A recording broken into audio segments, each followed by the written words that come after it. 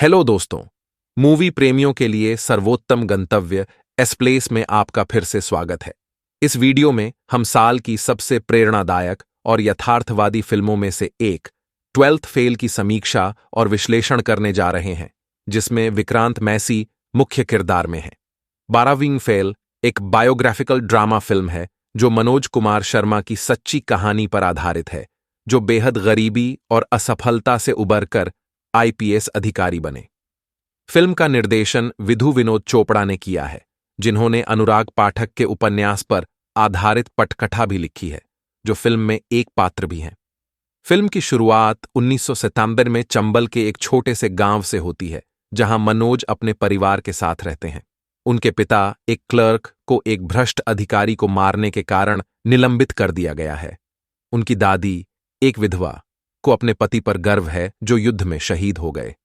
हालांकि मनोज अपनी 12वीं कक्षा की अंतिम परीक्षा में नकल करने की कोशिश करता है, लेकिन एक नए पुलिस अधिकारी डीएसपी दुष्यंत सिंह, जो नकल रैकेट को रोकता है, के कारण असफल हो जाता है।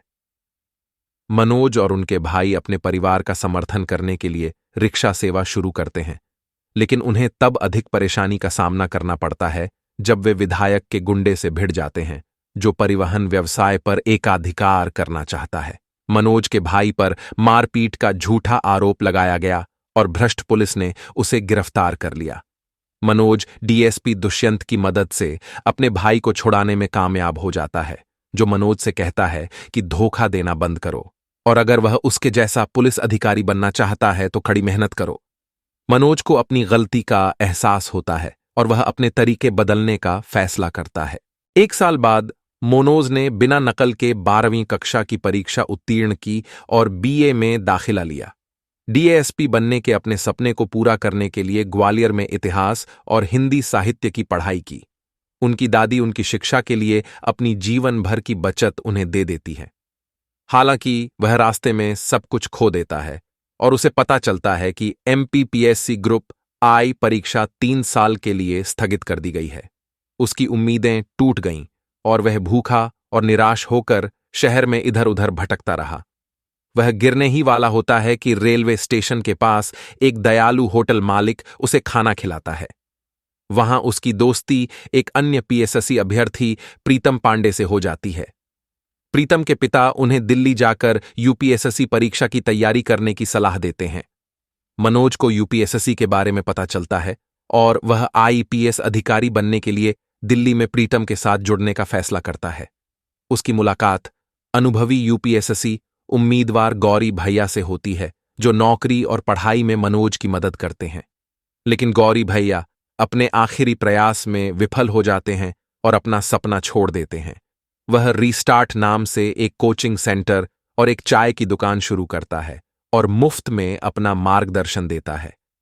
अगले वर्ष वह प्रारंभिक परीक्षा में अपने पहले प्रयास में असफल हो जाता है, लेकिन गौरी भैया के मार्गदर्शन से दूसरी बार उत्तीर्ण होता है। उसे मसूरी की यूकेपीएससी उम्मीदवार श्रद्धा जोशी से प्यार हो जाता है, जिससे उसकी मुलाकात एक कोचिंग सेंटर में होती है। हालांकि वह उस वर्ष अपनी मुख्य परीक्षा में असफल हो जाता है और उसे अपने रिश्ते में भी झटका लगता है जब श्रद्धा को पता चलता है कि उसने एरोनॉटिकल इंजीनियर होने के बारे में झूठ बोला था। वह कड़ी मेहनत करने की कसम खाता है, लेकिन फिर भी अगले साल असफल रहता है। गौरी भैया धैर्य खोते हुए मनोज को अपने घर ले जाते हैं और उसे अपनी अंशकालिक नौकरियां छोड़ देते हैं और केवल अपनी पढ़ाई पर ध्यान केंद्रित करते हैं।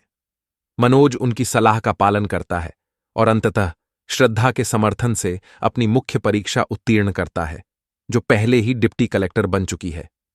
इस बीच प्रीतम, जो अपनी सभी परीक्षाओं में असफल हो गया है, मनोज से ईर्ष्यालु हो जाता है और उसके और श्रद्धा के बीच अफेयर होने की अफवाह फैला देता है।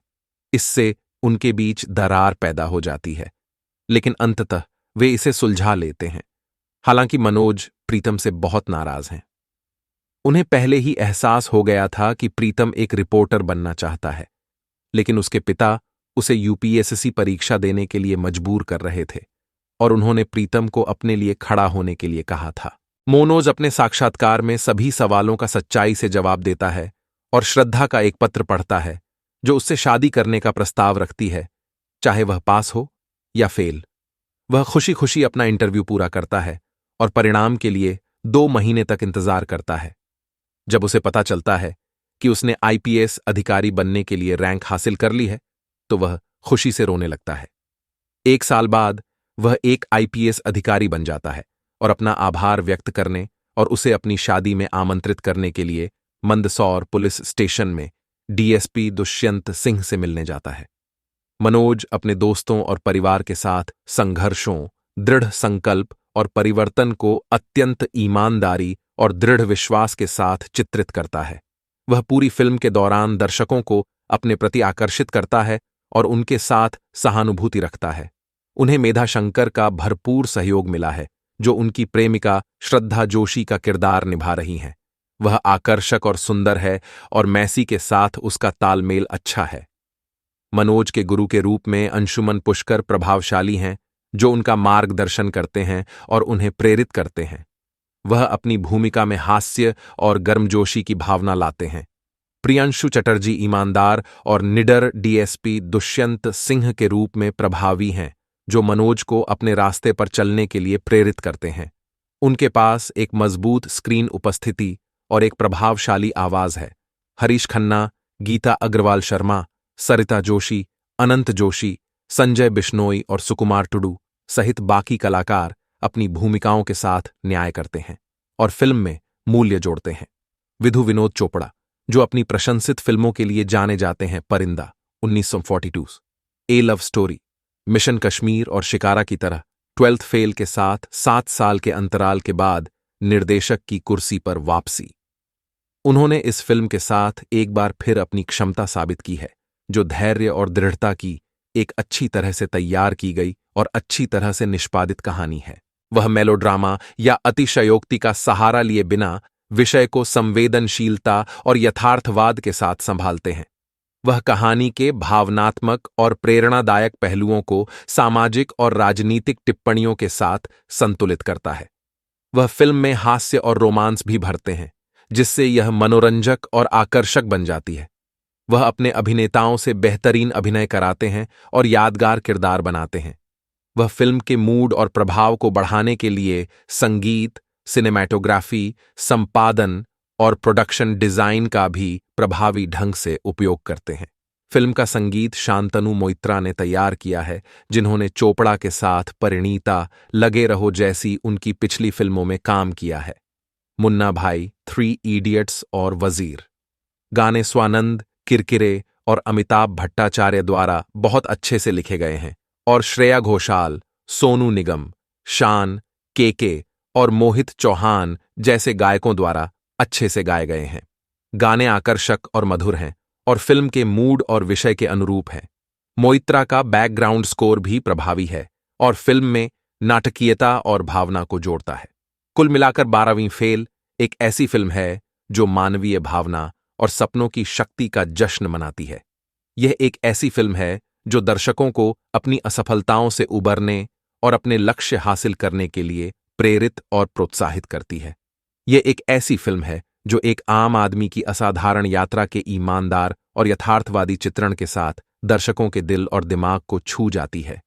यह एक ऐसी फिल्म है जो हर किसी को देखने और सराहने लायक है। मैं इसे 5 में से 4.5 स्टार देता हूं।